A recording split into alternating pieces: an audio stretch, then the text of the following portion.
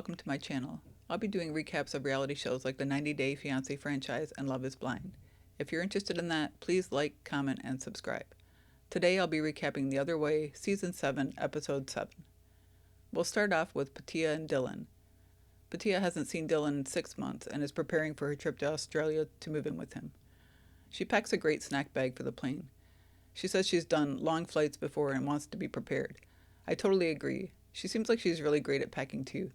If you see her luggage later, she only has a few suitcases for her trip, and she uses those cool packing cubes. She says the last time she moved to Thailand for him, it was a disaster. She explains they've had 12 years of heartache with breaking up and getting back together. However, she's worried about his mom, who will be right down the street from them in Tasmania. She explains how Dylan's mom is an issue in their relationship and that 90% of their arguments are about her and how he and his mom talk like 4 times a day. She says he's a mama's boy, and I think all of us watching know how that's going to go, so yeah, I'm not too hopeful at this point.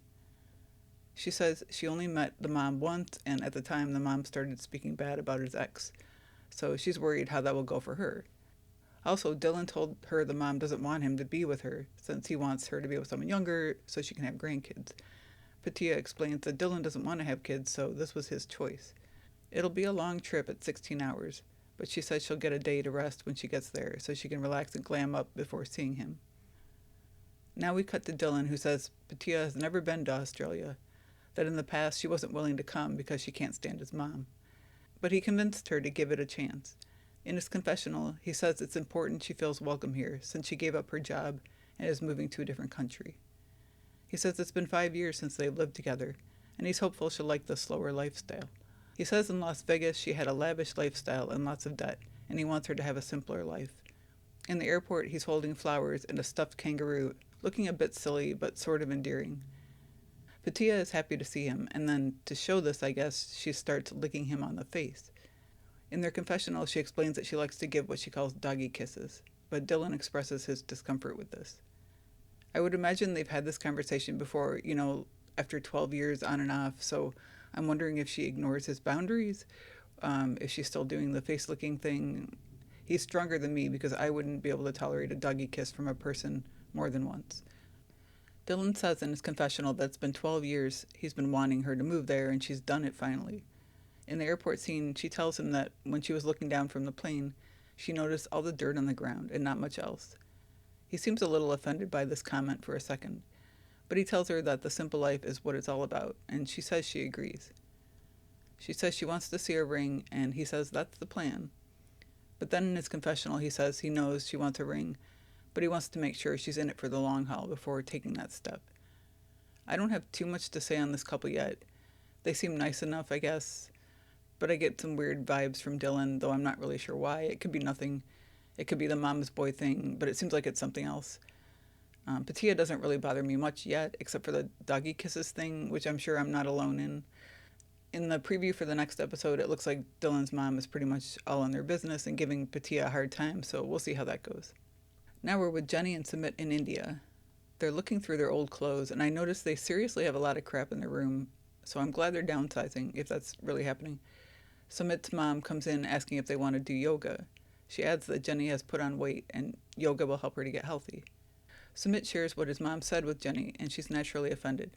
He points out how the mom defended Johny from the mean aunt recently, so she should be cool about it. Johny nods and seems to accept this as her fate. In their confessional, they bring up the Karma Sutra yoga experience from a past episode where Johny apparently broke Sumit's D. The mom gives them water bottles, and Sumit explains that drinking the water helps with moving things along internally, and that they call this yoga and water process poop yoga. The mom says this will help with Johny's weight gain, which of course offends Johny again. In her confessional, the mom talks about how Sumit is fit, but Johny isn't. Johny says she doesn't like the taste of the salt water the mom is giving her, and explains that some salt in India has a sulfur taste and smell, which she says is the case with this water. In their confessional, Johny says she doesn't have any trouble with pooping, but Sumit calls her a liar. Then they're doing something the mom calls laughing yoga. And they're all, of course, laughing, and it seems like a nice scene. Then the dad comes in and says Johny isn't doing it right and tries to set her straight. After the yoga session, the mom asks if Johny wants to go to the toilet, and Johny and Sumit go off to separate bathrooms to take care of their respective business. This whole scene was pretty random, and was probably planned by the producers to keep the storyline going because it's just nothing worth bothering about. I'm wondering what happened with the cafe storyline. I mean, I thought that was fairly interesting, and suddenly it's not a topic of discussion. I don't know. I mean, Sumit's brother quit his job for the cafe, so is he just in limbo while that's on hold? Also, has anyone else noticed how Jenny's voice has changed this season? It's so much slower, and I wonder if she had a stroke or some other health issue.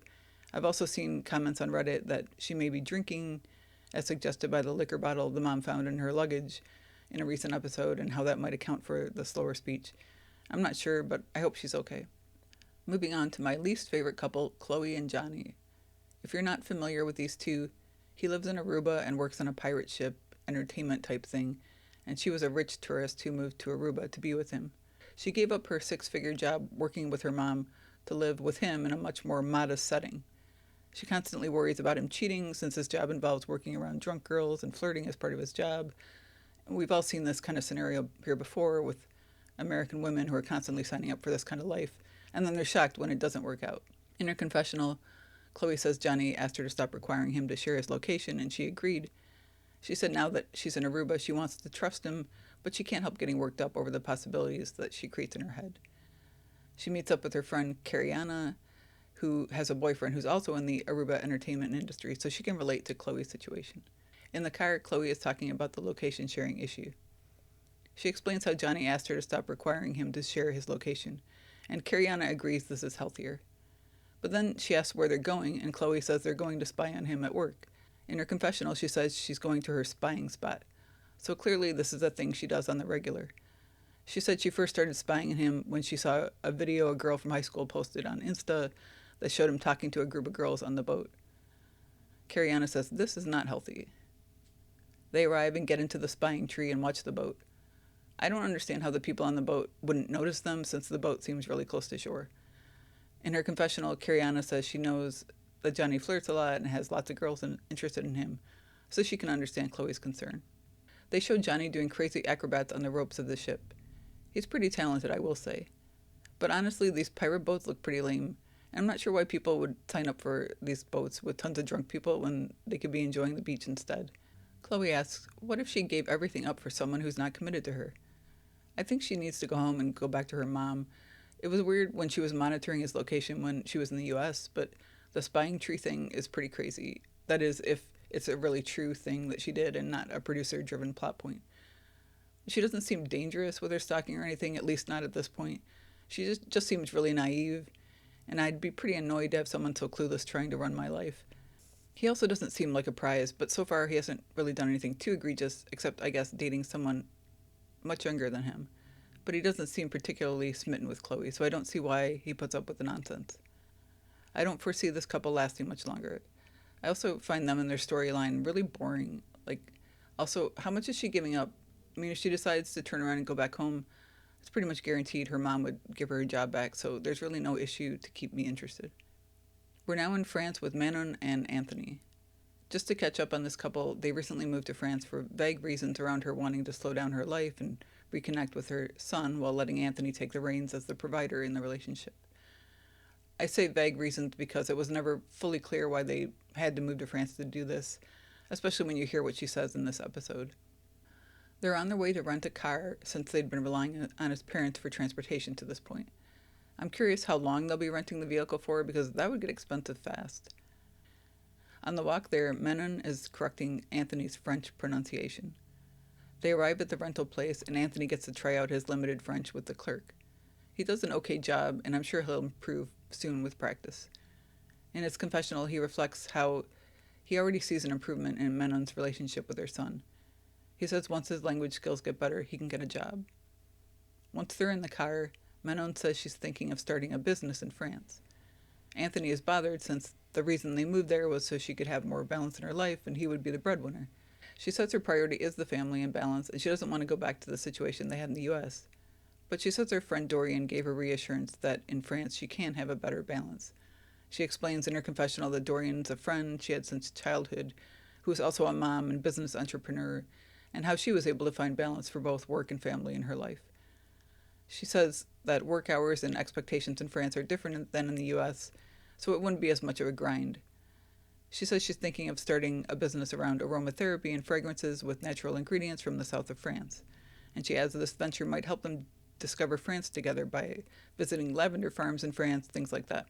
She says she won't make the business her main focus because she wants to continue to connect with her son. So she's going to research and plan ahead and see if it's possible. She'll do it if that works out, and if not, she'll focus on them first. In his confessional, Anthony says Manon will always be hustling, and that's when she's most happy. He's just worried about boundaries and that this is going against what they said they wanted to do here, and that without balance, it will lead to them divorcing. Personally, I found Manon really off-putting in their first few episodes, as she was so abrasive and was always screaming, even with their child right next to them. She seemed more toned down in this episode, which is great, and hopefully she'll find some peace and become a calmer person in France. But the realistic side of me thinks it's only a matter of time before she explodes on him again. She seems to have a lot of past trauma that she seems to think it's okay to unleash on others. I feel bad about her trauma, but she should get therapy and spare her family. I'm not sure how I feel about Anthony yet. I didn't like how he treated his sister in a recent episode when she was expressing her concern for him and Manon. But we'll see. Moving on to Luke and Madeleine, we cut to a scene of Madeleine crying and trashing bouquets of flowers that apparently Luke got for her. She's wondering how she can explain to everyone that she doesn't want to get married.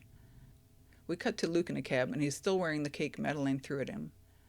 He says he tried to start off a potential marriage with honesty. I don't know about that, but Luke arrives at her apartment still wearing the cake, and he spots the scattered flowers in his luggage, which she left outside for him.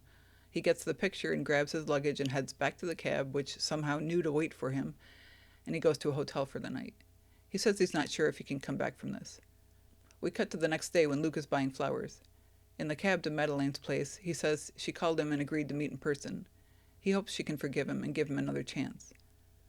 When he arrives, there are still rose petals scattered everywhere outside. Madeleine is on her balcony, and he asks if he can come up. In her confessional, she says she needs him to explain what happened regarding the stripper incident. Luke explains that he almost walked out of his birthday party when he realized there was a stripper. Yeah, Luke, she can watch the footage back like anyone can. He says he tried to be honest by telling her right away. She says she doesn't care or believe him, and that when he drinks, he doesn't have control of himself. He says he didn't touch the stripper, but then they cut to a scene of him gladly accepting the stripper dance and clearly up against said stripper. Nice touch, TLC. In her confessional, Madeleine says the issue is lying. I agree, he lies so easily about everything. Luke says he didn't think it would come to this, and she says she told him she didn't want him to have a stripper, but he did it anyway. She says she has no peace in the relationship. He says he doesn't want to give up on her, but she says he's lost her and sorry for him, but it's over. He starts to ask for a hug, but she cuts him off and asks him not to touch her and to take his flowers. And he apparently leaves. She's crying, and I feel bad for her. In her confessional, she says she gives so much and doesn't get the same from him. They next show Madeleine in bed crying, and suddenly there's Luke in the shadows, and then he's crawling up in the bed to give her a hug. And she again asks him to get out, and he finally leaves. Even knowing what I know about Luke, I was surprised he was still there. That was actually creepy how he was apparently just hiding in the darkness after she told him to go. I'm proud of Madeleine, but I hope she sticks to her decision. I feel like he's trouble. Besides the fact that he went after a 19-year-old or younger when they met, he lies about everything. I think he'll likely be persistent in trying to salvage the relationship since this is his ticket to 90 Day, and he clearly needs the money. But I think he's bad news for her, and I hope she sticks to her decision. We'll see. Anyway, that's it for this video. Thanks for watching.